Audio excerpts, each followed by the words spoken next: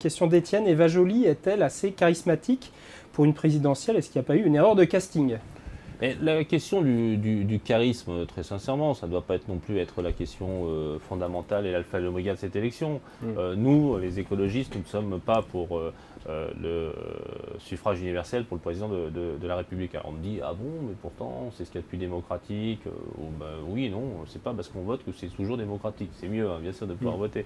Mais on voit bien à quoi ça nous amène, cette élection qui a été voulue en 62 par le général de Gaulle, qui a changé la nature de la République, faisant vraiment le monarque républicain, selon la formule convenue, qui possède énormément de pouvoir, qui décide tout seul.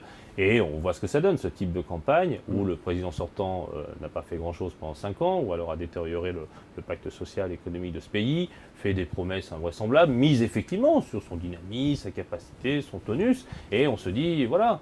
Ou alors l'autre type de campagne, c'est celui de Mélenchon, Jean-Luc Mélenchon, qui parle fort, qui fait beaucoup de moulinets, qui promet tout à tout le monde. On va y revenir. Bon, pour ma part, je pense qu'évidemment Eva Joly a du charisme, mais c'est peut-être pas le charisme attendu par les Français qui aiment toujours peut-être les batteurs d'estrade. Et voilà, elle a sa voix fluette, comme elle le dit elle-même, mais en revanche, je pense que sur les propositions, nous sommes sur des propositions d'avenir pour protéger la planète, pour lutter contre le dérèglement climatique, pour protéger aussi la faune et la flore, la biodiversité, tout cela en lien avec de nouveaux emplois qui tout à la fois concilier la planète et tout à la fois permettre de partager les emplois. Mais aujourd'hui, qu'est-ce qui plombe vraiment Eva Joly? Est-ce que c'est les médias ou est-ce que c'est les sondages qui Il y la a déjà donc, sous-estiment cette élection finalement qu'on n'aime pas, donc c'est vrai que nous ne sommes pas dans les canons de la beauté, si j'ose dire, de cette élection.